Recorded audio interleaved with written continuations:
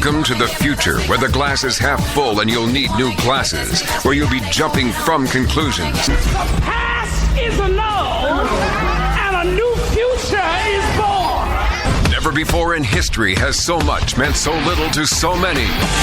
AD on the radio.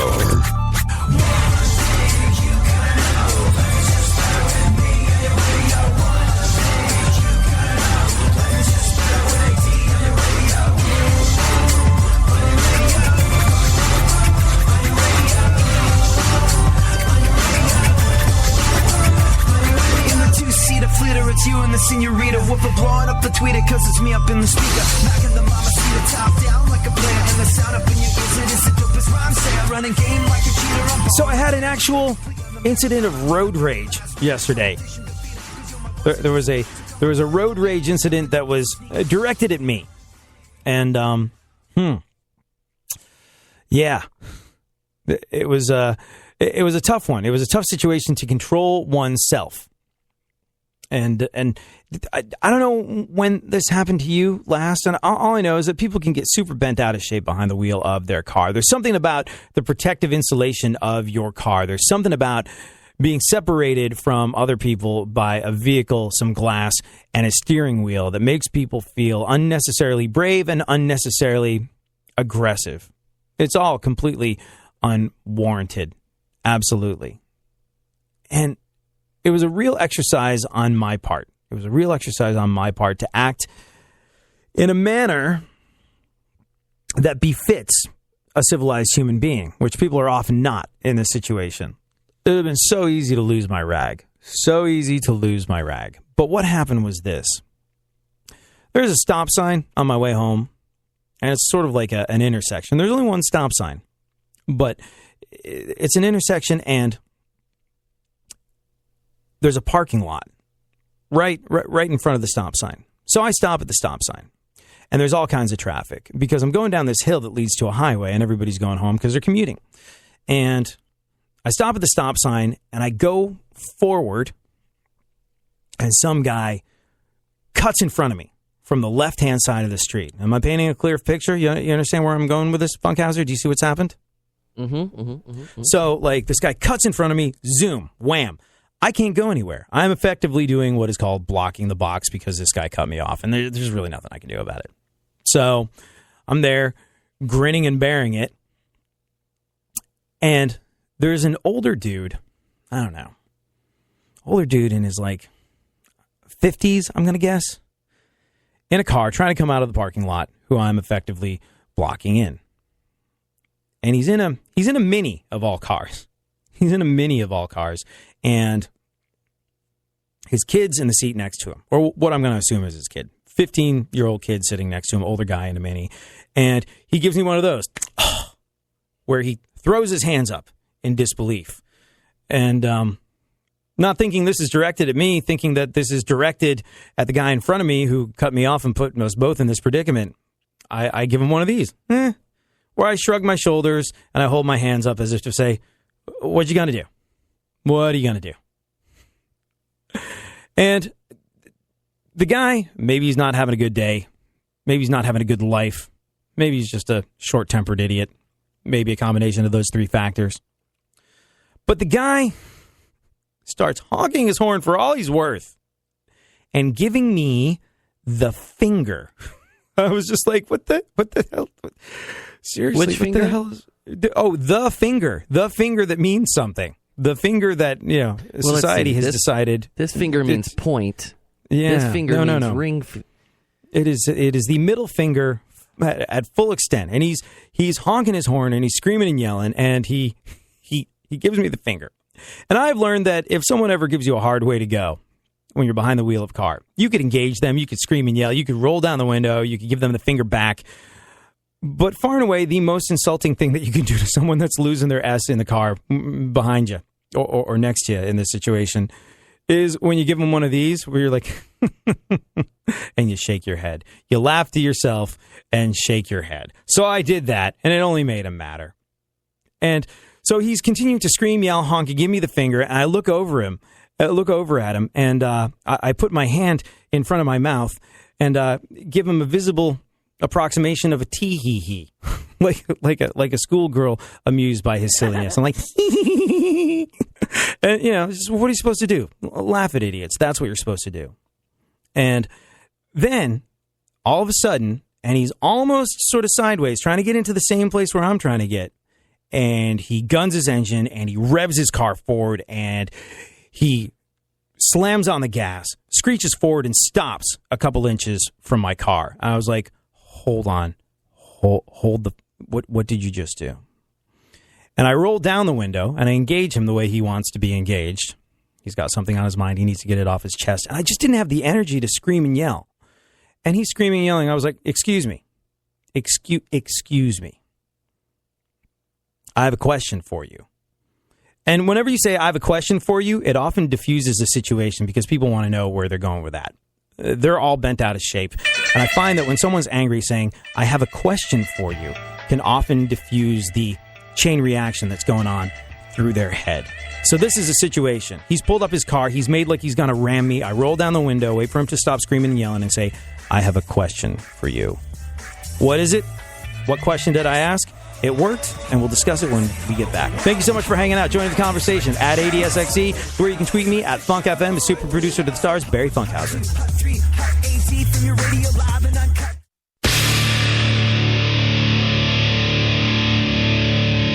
Where the left and right come together for fundamental truths. AD on the radio, on Twitter at ADSXE. I do what I want, when I want, how I want. Every day you're going and working, running that rat race at that pace in that place will leave a bad taste for anyone, everyone working day after day. So buddy, I gotta say, there's gotta be a better way, yeah. And you do what they told ya, company man, feel it, a mindless little soldier. How can you live like that and maintain your composure before it's begun? Your life's already freaking over, yeah. So there I am.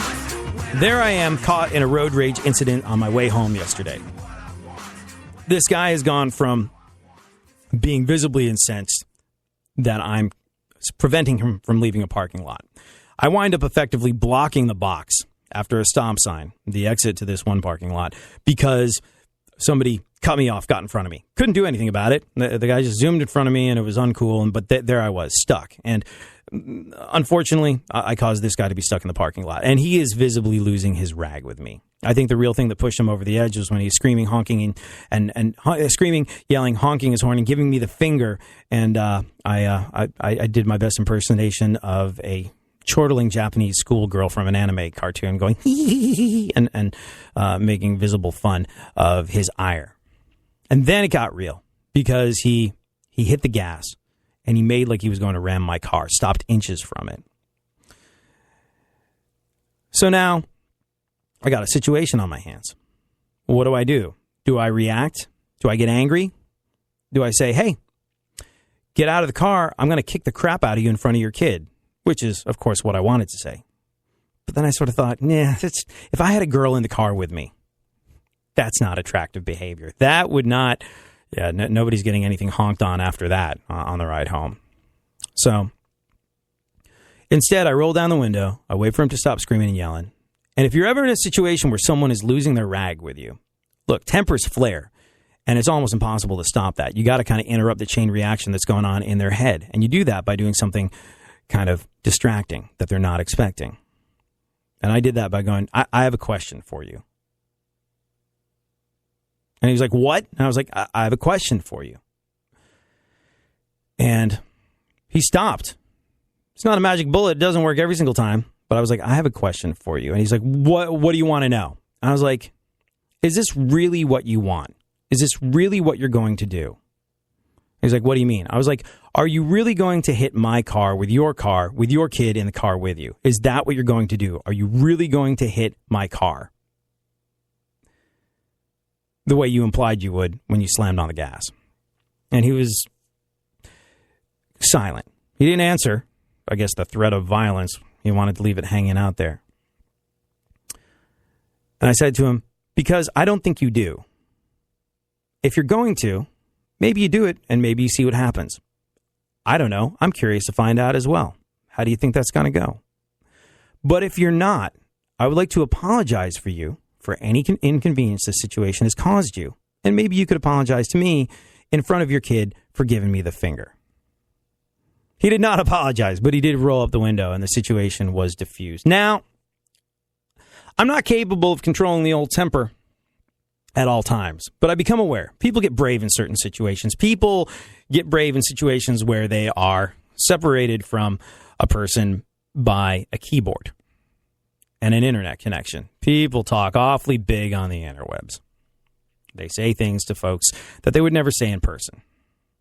And similarly, when you are insulated from the real world by a motor vehicle and a steering wheel and a pane of glass, and people get similarly large man-berries. They get awfully brave. They do foolhardy things. They say and do things that are unwise that you wouldn't do if you were behind the wheel of a car. And I realized I had a choice. I could get sucked into his trap of anger, or I could act as though there was a girl that I wanted to see naked, whose boobs I wanted to touch afterwards, sitting next to me. In my experience, all the girls that I've been with would not find any sort of act of violence or threat of violence in any way, shape, or form attractive. And that's a great way to go through life. If you're about to act stupid, what would your girlfriend think of this? What would your wife think of this? What would your mother think of this? And I managed, in a tough situation, very proud of myself, pat myself on the back for this one, to negate the whole situation. Not have it get out of hand. Not have this guy do something that he and his kid and I would all come to regret. And I was thinking about it. And as I thought about it, as I stopped to pause and take a breath and ask him a question, I also had a moment to consider what he was going through. I have no idea. No idea. Maybe he was screaming and yelling and trying to get out of the parking lot because he had to be somewhere because someone needed him. Maybe there was an emergency situation. Maybe he's having the worst day ever. Maybe he's dealing with the fact that he's lost someone or something very dear to him. I don't know. I do know this, though. In the moment that I stopped and took a breath and asked him a question, I was able to think, weirdly enough, of the words of the Dalai Lama. He said, "My religion is very simple. My religion is kindness." And I find that over and over again, if you opt to land on the side of kindness, things are going to have a better chance of having a happy conclusion. Thank you so much for hanging out. So, do you think Ted Cruz's dad was involved in the plot to assassinate JFK? Because Donald Trump does. We'll get into that next. Thank you for being a part of our radio family.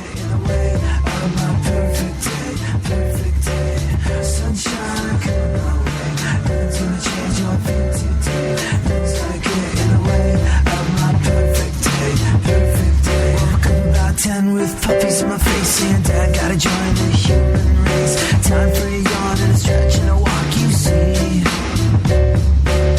They know my order at the restaurant across the street. That's why when I shuffle in, my coffee's already waiting for me. Don't get the blues, get all the news. We mean all of you guys out there in Radio Land. All aboard! He's back. AD on the radio. Give it up, yeah. Give it up, yeah. Bring this on, come on, come on. That's the way you do what we do. That's the way you do what we do. That's the way you do what we do. You do what we do. You do what we do. That's the way you do what we do. That's the way you do what we do. That's the way you do what we do. You do what we do. You do what we do. Well, it's a new one. Here I come again, coming again, taking it back to the place where I'm picking up the pen and before I started, it's already a killer. When you know that you're good, I gotta say that it's a thriller. Hey, alrighty then. Oh, righty then. Donald Trump says Rafael Cruz, Ted Cruz's dad, was involved in a plot to assassinate JFK. He said he was in cahoots with Lee Harvey Oswald. What are the somewhat tenuous links he is drawing in this interesting conspiracy theory, which is yet in another long line of attempts to completely derail the Ted Cruz presidential campaign? We'll discuss the Trump logic behind this one a little later on in the show. Right now, though, let's take a look at the events of today in our segment, My Witness News. This is My Witness News. In no way, shape, or form fair and certainly not balanced. And now, super producer to the stars, Barry Funkhauser. Well, here we are again. Here we are again. How are you, and what is going on in the world? How have things been? There was donuts here this morning. And, you know, they've been there a little bit, so there was like one left. And did you eat it yet?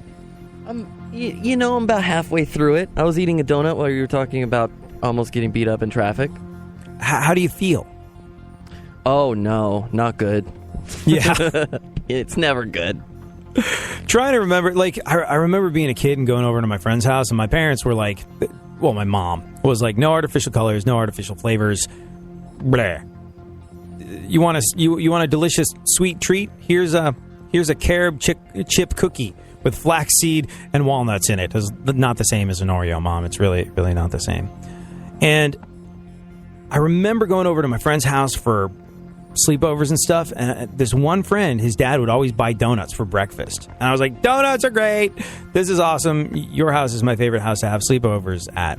And I remember eating the donuts, but I don't remember feeling like death afterwards. And now, people that eat a donut for breakfast, it's just, it creates such a... At what age do you think you were at when the food that was bad for you that you ate started making you feel lousy? Where you're just like, if I eat that, I'm not going to have energy to do anything. Like, how old were you when you noticed this change happen in your body? Probably 19, 20, 21. You know, about that time. I mean, I ate dirt when I was a kid. Almost literally. You know, like, I never got sick because I ate everything. So right. I figured, like, my immune system was at 100 all the time. Because there's pebbles in my stomach like pigeons. And now half a donut and you're ready to fall asleep, right? Oh, man. Yeah. At what stage did all the fun stuff become bad for us, Funkhauser? I rue the day. You can't help it. It's going to happen. No. You know what? In all of this brouhaha about Donald Trump, in all of this brouhaha about Donald Trump, has anyone ever examined what the guy eats? I'd be curious, because Ted Cruz is notorious for eating Campbell's soup. Like, just that's his favorite thing. Lots and lots of Campbell's soup. His wife says she wants to cook for him. Heidi Cruz says, I would like to cook for him. Sadly, the only thing he really likes to eat is Campbell's soup. Sodium content is just off the charts. Like, if I look at a can of Campbell's soup now, my fingers will swell. So we know what Ted Cruz eats. Anybody delved into the Donald's diet? Do you think maybe he said that because Campbell's paid for a whole bunch of stuff? You know, like paid for most of his campaign. It's strange to say that. It is strange to say that. I don't know. A can of soup, a meal in itself. That was the advertising campaign back in the day. And I suppose if you're an on-the-go politician, if you're on the campaign trail, you don't have time to chew. I guess it's chicken, but if you don't have time to chew, you can just glug down some soup, and there you go. I mean, what is soup if not the original smoothie? Like, it's got everything you need. You can drink it. You don't have to cut it. You can carry it in a thermos. There you go. All the nutrients you need in a day. Hey, maybe we can get some money from Campbell's Soup now. Oh, yeah. Let me try it again. A can of soup, a meal in itself. Nice. Say Campbell's nice and clear. Campbell's Soup. Nice. A meal in itself. Okay. I'm waiting for soup-related money to rain Safeway, down from the sky. Vons. Safeway, Vons. Why are we relegating our stuff to this? Lamborghini Countach. Oh, I like what you're doing there. Yeah, see what I did there? Vacation in the Caymans. That sounds like fun. Don't get just smart. Book it, Thomas, cook it. Let's get smart. Geico Insurance. Oh, man. Boy, I couldn't have been happier with my trip that I booked on Travelocity last month. Everything was just so easy. It was a breeze. Just in case they're listening. Okay. Just in case they're listening. Okay. All right. What's going on in the world? Diddy is in the news. The artist formerly known as Puff Daddy. He's retiring from music. I wonder if he's retiring from music, like making it himself, like being an artist, or is he retiring from? No longer going to say yeah and definitely. What? He's retiring from music. I don't know if that means he's closing down Bad Boy Records or if he's just going to stop making music, but I would imagine he finds that it's time to infringe upon people's copyrights in other professions. You know what Diddy's... did we talk about this on the show the other day? You know how he has colognes and scents and stuff? What? I don't think so. He's got like signature scents. Puff Daddy does. P. Diddy, Papa Sean Combs. He has his own signature cologne. And he said that he was really good at coming up with his own colognes. Why? Because he said back in the day, in the hood, when I was a kid, I was the best at mixing up flavors of Kool-Aids. I could take all the different flavors of Kool-Aids and make everybody's favorite flavor of Kool-Aid. Therefore, I should have a fragrance. You got to admire the tenacity. You really do. Sure. So, yeah, maybe he's trying to become a fragrance billionaire and decided music is for chumps. What else? Oh, man. Exciting news for girls with short haircuts. Radiohead... Radiohead's deleted their website and social media accounts. They're gone. Yeah, making a statement. I mean, like, the guys in Radiohead couldn't be more anti the digital age. Like, this is a band that fully believes that their music needs to be listened to in album format. They say that the sequencing of the songs that make their album is very, very important. So the idea of people cherry-picking content and just buying one-offs and MP3s and things like that, it strikes fear and terror into their heart and bowels. Tom York from Radiohead said he knew it was over. He knew the better part of his career was over when his record label said, "We're looking for some content from you." And he was like, Content? Content? And they're like, yeah, you know, content. Stuff that can be used in cell phones and ringtones and things of that nature. He's like, what, you mean our music that we put on our albums? Oh, wait, that doesn't exist anymore. So, yeah, they're very anti-digital media, and they've deleted their website and social media accounts. As part of their attempts to become invisible, I think the band is releasing their next album on Tidal. They'll keep it under the radar. Hey, you know, they dropped one this morning called Burn the Witch, and the music video is all animated. It's like a British cartoon.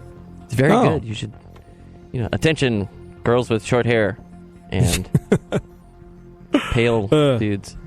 Now we know. And parents. What else?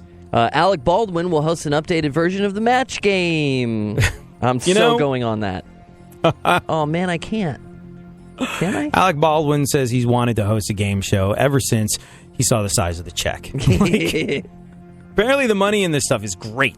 Freaking fantastic. Like, Drew Carey, when asked why he hosted The Price is Right, he was like, man, I work like 3 days a week, and the money's really fantastic. And they're like, well, do you enjoy it? He's like, oh, sure, it's a lot of fun. It's really cool, and the schedule's super convenient. And did I mention that the money is fantastic? And the interviewer was like, how fantastic is the money? He's like, put it to you this way.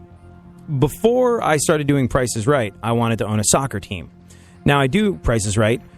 I own that soccer team. So, yeah, not a bad day's work. And it's interesting, Alec Baldwin agreeing to host an updated version of the Match Game, only because, like, Alec Baldwin, he's an interesting guy. He's very angry, it would seem, a lot of the time. And he considers himself to be a failure. He was like, I was never a big movie star. And a lot of people really enjoy his work in television and in movies and on SNL. Like, he's a big deal. He's been very successful out of all the Baldwin brothers. I like him in those Alexa commercials to the Amazon. Yeah. That's my favorite. Yeah. It's good stuff. Come on, Schwartzy. I love how he talks to Jason Schwartzman. But, like, he's a screaming success in many ways.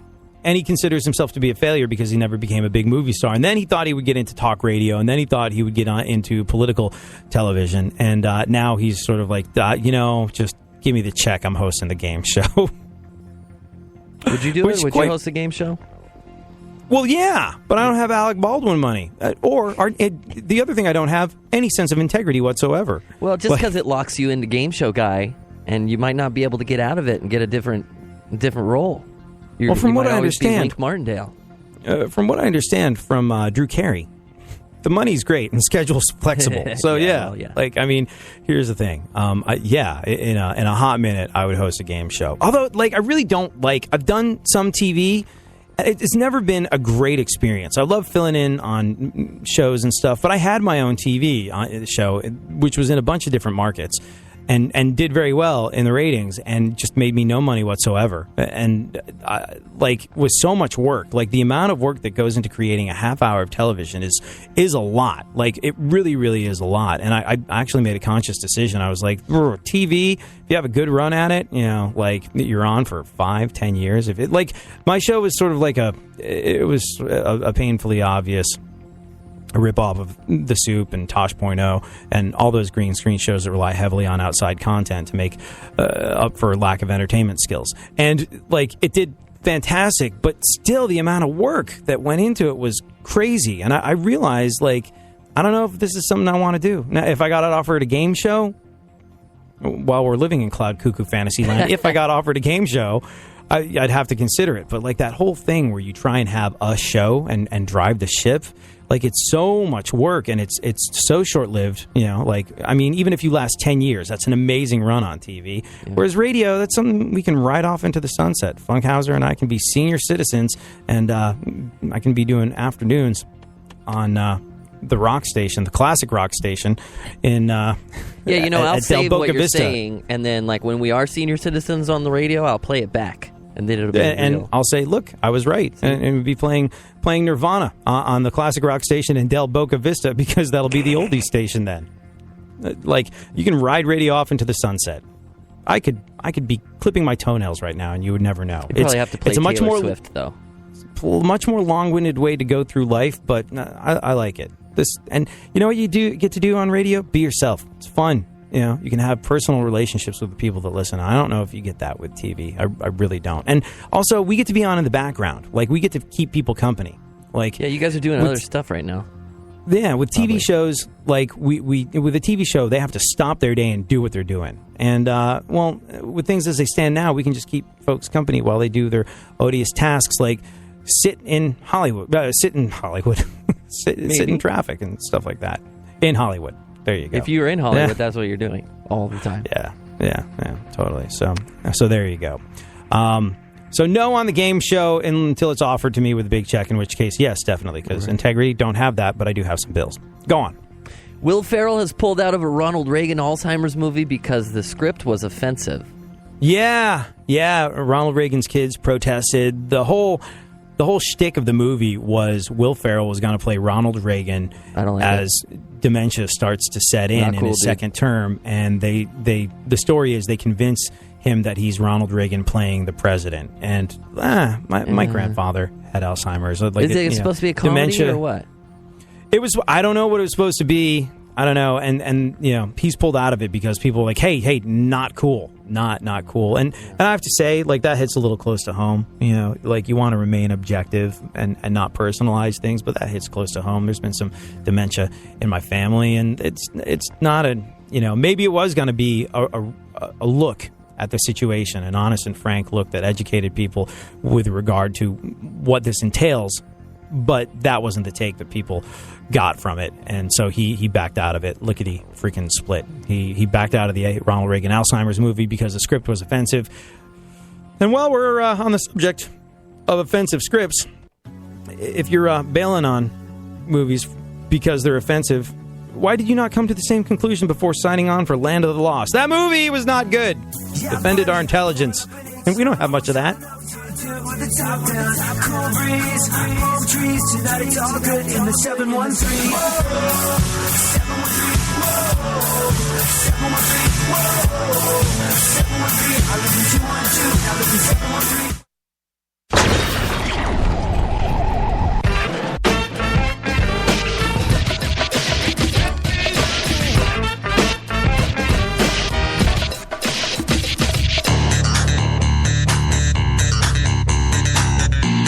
Now, more AD on the radio. Back once again, the ill behavior, delivering and giving you a musical savior. Back once again, it's your boy AD again. Nobody rock a party better than me. Back once again, the ill behavior, delivering and giving you a musical savior. Back once again, it's your boy AD again. Nobody rock a party better than me. So there are all manner of guests coming in and being part of the show over the next couple of days.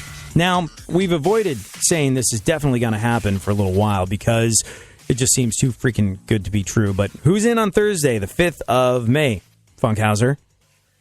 Why don't we let him guess? Let's. Let's do some teases. He's a famous person. He's a famous person. He's funny. He's very, very funny. If you were around and you watched TV in the 90s, you saw him in the late 90s? Where did you see him? On maybe a sketch comedy show? Yep, there's one of 3 of those. Okay, now we're narrowing it down. Wasn't Mad TV. It wasn't Mad TV. Wasn't In Living Color. Are you telling me that we've got a cast member from the golden age of Saturday Night Live, the 90s, coming into the show? Could it be? Yes, it is, Jim Breuer. Oh my gosh! So Jim Brewer's coming in on Thursday, right? Yeah. And he's going to be talking about his comedy album? Yeah. On Thursday. Some of you will hear it Thursday. Others will hear it Monday. Yeah, those of you that hear it on Monday will probably be in Orlando, Florida, because, well, here's the thing. I think we get preempted by soccer on Thursday. So we'll play that for you on Monday. But yeah, very, very excited. Jim Brewer's coming in. Jim Brewer's coming in. Is he sitting in on the whole show? Don't toy with me, man. He is sitting in on the whole show. Unfreaking believable. Oh my gosh. You have a lot of questions and stuff. You should tell Twitter. So many questions. Look, here's the thing about Jim Brewer is he is hilarious. He is a Mets fan, and he is an unbelievably stellar example of a human being. I'm so excited to have him on to talk about his new comedy metal album that he actually made with Rob Caggiano, who plays guitar in Volbeat, a guy that I know from back in the day in New York City. So he's coming in. Also, we're looking forward to talking to one of the guys from Cage the Elephant, and Travis Barker from Blink-182 is going to be calling in. Let's give it up for a big week, right? Yeah, all right. Yeah, super big week. Yes, Where do all these people come from? All right. I don't know. But, it's awesome. It's very exciting stuff. We are definitely, I hate to use this word because people throw it out there left, right, and center. We are blessed with the people that have also taken Sam's an interest coming in on this show. Sam, the storyteller Sam, is coming in on Wednesday. We look forward to that as well. And I would like to take a moment to thank super producer to the stars, Barry Funkhauser, who is earning the super part of his super producer title by making all this possible and getting these people on this show. It's very, very good Thank stuff. You so much. Yeah. Thank you. I'd like to thank my mom. I'd like to thank your mom, too, for raising a super producer. That's all. Mm-hmm. All righty, then. One or two more pieces of news, and then we'll talk about how Donald Trump thinks Ted Cruz's dad was part of the plot to assassinate Kennedy. Jean-Claude Van Damme says Donald Trump won't be elected president because American politics are controlled by the Illuminati. The muscles from Brussels. Jean-Claude Van Damme. Yeah, I saw this. He said Trump won't be elected. Why? As Funkhauser said, because American politics are controlled by the Illuminati. Here's the thing. Sorry, Jean-Claude. But when it comes to analyzing the influence of ancient, super powerful secret societies and the geopolitical implications therein, I kind of never weigh in until I've heard from Steven Seagal. Go on. He's out arresting people, I think. Yeah. Yes, he is. A lot of people are shot. Well, let me tell you first. People are still talking about President Obama's comedy routine at his last White House Correspondents' Dinner. I didn't see it yet, but whoever, I happen to have the highlight reel here. Yeah, have a listen. He drops a mic at the end of it. He does really? I thought that was Photoshop. I really do. And I want to thank him for his friendship, for his counsel, for always giving it to me straight, for not shooting anybody in the face. Kendall Jenner is also here. I'm not exactly sure what she does, but I am told that my Twitter mentions are about to go through the roof. My approval ratings keep going up. The last time I was this high, I was trying to decide on my major. Bernie, you look like $1 million. Or to put it in terms you'll understand, you look like 37,000 donations of $27 each. And with that, I just have 2 more words to say. Obama out. And there he is. Mic drop. Those White House Correspondents' dinners are fantastic because, A, it's politics, which is always amusing. But it is literally the best comedy writers in the business employed to write jokes for the president of the United States of America. So if there's ever going to be a time where people are bringing their A game, that would be it. And I think thinking men's comedians or thinking person's comedians view that as like the ultimate brass ring. So oftentimes you're going to see the very best of the best on display at those things. It's good stuff. What else about it, Funkhauser? A lot of people are shocked that Larry Whitmore called President Obama the N-word at the White House Correspondents' Dinner. Did not see that. Did not see Did that. They edit that out there? I couldn't find it anywhere. I'm going to guess it's been edited. And if it hasn't been edited, we can't play it on the air. But, yeah, a lot of people shocked that Larry Wilmore called President Obama the N-word at the White House Correspondents' Dinner. Me too, because, well, I would have thought that if anyone was going to do that, it would have been Trump. All right, then. Speaking of Trump, have you been following this? On Fox and Friends this morning, Trump suggested that Rafael Cruz had something to do with JFK's murder. He said, what was he doing with Lee Harvey Oswald shortly before the shooting? Yeah. It's essentially softball batting practice. The interview on Fox and Friends turned to Rafael Cruz, who asked people in Indiana to vote for the candidate who stands for the word of God. We're not a theocracy. Thank you, no. Trump said that the elder Cruz shouldn't be allowed to do that. Politics make strange bedfellows, because I think so too. I think religion and politics, you need to keep them the hell away from each other. They're great individually. Well, I don't think politics are great, but yeah, if you could kindly keep the separation of church and state in a manner to which our founding fathers aspired to, that would be fantastic. What else did he have to say about it? Funkhauser, do we have time when we get back? Oh, yeah. Oh, good. Thank you so much for hanging out. More on Trump and how he feels the Cruz family had something to do with the assassination of JFK next.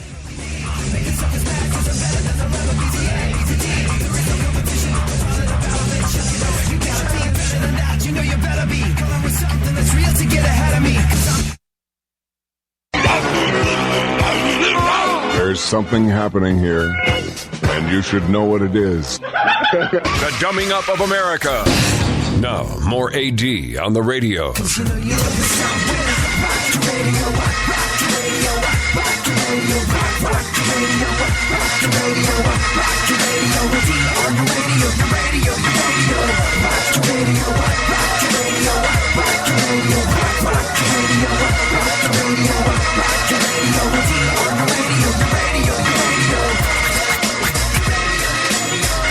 So, in case you miss it, on Fox and Friends, during his interview this morning, Donald Trump started talking about Rafael Cruz, who asked people in Indiana to vote for the candidate who, quote unquote, stands for the word, or stands on the word of God. Trump said the elder Cruz shouldn't be allowed to do that. In Trump's America, you can't say things he disagrees with. Look, if you're a person of faith, far be it from me to get in the way of that. But I just feel very strongly about the separation of church and state. So in as much as I feel like you shouldn't be able to go like, hey, in a tacit sort of way that I want you to understand, voting for this guy is going to help you get into heaven. And that is the implication when religion and politics are mixed. Not in this case, not exclusively in this case, but in general. Religion, politics, hey, if you believe in God, you're going to vote for this guy. Whoa, what did you just do? Not cool. But Donald Trump took it one step further. He continued to attack Rafael Cruz, saying that his father was with Lee Harvey Oswald prior to being shot, prior to JFK being shot. And nobody even brings it up and they don't talk about it. He said, quote, I mean, that was reported and nobody talks about it. And the folks over at Fox and Friends jumped in to say there was a picture out there that reportedly shows Rafael Cruz standing with Lee Harvey Oswald. Here's what the folks over at Fox and Friends did not disclose. Made no mention of the fact that this picture came from the National Enquirer, who may or may not have been liberal with Photoshop in the past. And then Trump asks what he was doing with Lee Harvey Oswald shortly before the shooting. And I don't know. It was very weird. It was, look, journalistic integrity. I don't necessarily sit down and watch television on any of the warring networks and go, I expect journalistic integrity from anyone that I see on TV. There was a point in 1968, it goes back to Buckley and Vidal, where news stopped being fact and started being entertainment and conjecture and hearsay and punditry. And I understand that. I get that. But it's so misguided to back up theories like this in any way, shape, or form. You can allow Donald Trump the platform to do that on, but for the love of freaking Pete, allow some objectivity, context. If there's this picture, let them know that they got it from the National Enquirer so people can... No, why bother with that? Why bother with that? And many people are now saying that the story is false. That is not Raphael in the picture. We'll wait and see how this all plays out. I'm going to go out on a limb and guess that is absolutely much ado about nothing. But it's just... Oh, there's people out there that buy this stuff. Drives me freaking bananas. Did you see... Did you see Connor Eldridge? Connor Eldridge, he went in on hardcore on Donald Trump. You see this? Oof. Connor Eldridge is a former U.S. attorney running against the incumbent Republican Senator John Boozman, and he released an ad titled "Harassment." You see this, Funkhauser? Let's take a listen. Connor Eldridge for U.S. State Senate. This is his ad, "Harassment." Notice how I give context there? It's that easy, Fox and friends.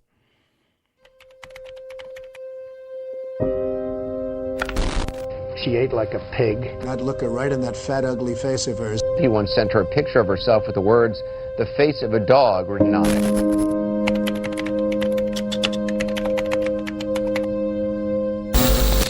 Job is terrible. You know, they look like two light posts coming out of a body. Blood coming out of her wherever. A person who's flat-chested is very hard to be a 10. You don't think you could get it up for her? I think I'd have a hard time. Wow. No, I don't find her attractive.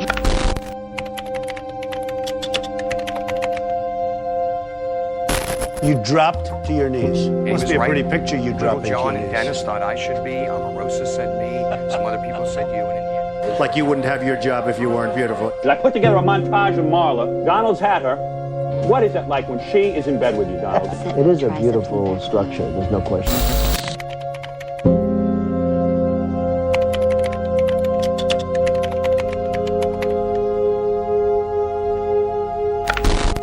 I'll support the candidate regardless of who we pick, whether Donald Trump. It certainly would be a lot better presidency.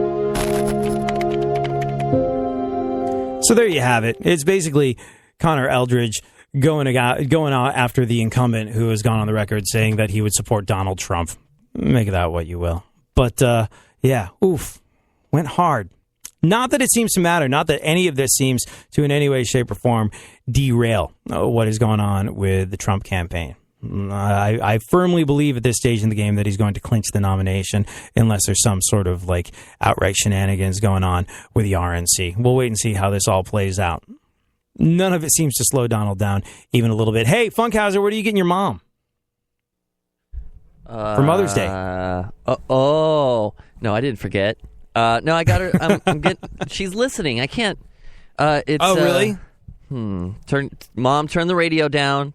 Here, we're just like I'm getting her. Press that IFB button. Okay. People at home can't listen and tell me. Oh, really? I already got it for her. Yeah. You already? Early wow. present. Early. Look at you go. That's awesome. Congratulations. I think that's a good one. I think that is a good one. Now, here's the thing. What about you? On Mother's Day, on Mother's Day this coming Sunday, you want to give your mom the one thing she really wants, and that is not having you around. It's true. Everybody thinks like, I'm going to take my mom out to a nice restaurant. You know what that does? That creates a sense of obligation. Your mom has to get up, get dressed, go out, and spend time with you. Here are the top 5 things that mom would rather have than a meal with you. New survey finds that 71% of moms say that the thing they want the most on Mother's Day is some alone time. 91% of them say they want their family to cook them a meal or a snack, but afterwards, get the hell out. It's interesting. You want to take some stress off of your mom. You don't want to create obligation. You don't want to create another thing that she has to show up for and do. And, that includes stuff like Moms for Mother's Day would like to be able to go on a picnic alone, which is sad, but indicative of what it's like to be a mom. That's in at number 5.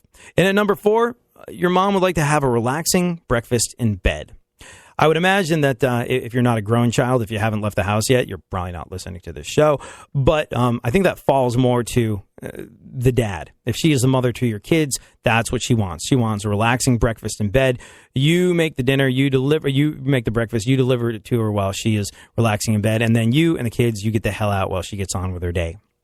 This shows how much kids and privacy and people being in their space is an issue.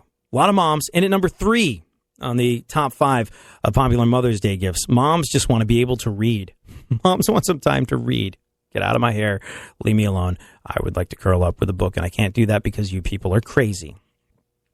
Number 2, similar. They want to be able to watch a movie or a television show in peace. Yep, that's what they want to be able to do. And in at number 1, bring it on home, because this is what I got my mom. They would like to go to a spa. They would like to be able to relax, and they would like to get... Look, no one's ever going to say no to a back rub, right, Funkhauser? I should hope not. Yeah. So your mom, the thing that she wants the most is not to necessarily be taken out to dinner. Your mom would like to go to a spa. She would like a place where there is no obligation, where there is no need to dress up, where she's going to be pampered and left the hell alone. She's going to have some me time and be taken care of. And that's what I got my mom. That's what I've been getting her every year for the last couple of years. And I was just like, is she starting to think that I'm uncreative with this stuff, or is she always going to appreciate the back rub? And now I feel as though I've chosen correctly. Watch, this will be the one show that my mom listens to. I don't think she catches the show all that often, but this will be the time where everything times out and she hears and she's like, thank you for the spa trip in advance. And my Mother's Day gift will be blown. Funkhauser, how much time do we have left?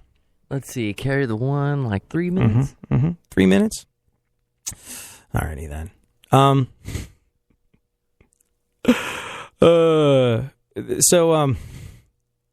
Did you see? So I full disclosure here. I'm totally clock watching because I've got another interview that I've got to run to shortly after this. Yeah. So just FYI, I am in my mind already out of the show in another studio interviewing a rock star, and today is a tight day. Who? No, I can't tell you who. I can't tell you who, but I can tell you they will be on this show as well sometime in the not too distant future. Donald Trump has criticized Ted Cruz for not helping Carly Fiorina when she fell. Even I would have helped her, okay? She just went down. She went down a long way, right? Is it me, or is Donald Trump starting to sound like Christopher Walken? She went down. Even I would have helped her, okay? She just went down. She went down a long way, right? And Seth Meyers joked about Ted Cruz not wanting to support Trump as well. Ted Cruz this weekend declined to commit to supporting Donald Trump if he is the Republican nominee. Cruz may instead decide to run as a third-party candidate. And Conan O'Brien made fun of Carly Fiorina for falling off the stage as well. This is crazy. At a campaign rally this week, Ted Cruz's running mate, Carly Fiorina, fell off the stage. Now, I'm not saying she's unpopular, but even Carly Fiorina's ankles don't support her. That's pretty rough. Thank you so much for hanging out. Thank you for being a part of our radio family. Joining the conversation by tweeting us at ADSXE, at FunkFM is where you can catch up with me. We will be back tomorrow, story time with Sam, and then Thursday, Jim Brewer is going to be sitting in on the show talking about his new comedy metal album. And also we look forward to having Travis Barker on in the not too distant future, as well as Brad Schultz from Cage the Elephant. Thank you so much. We'll be back tomorrow. We'll do this all over again. Later.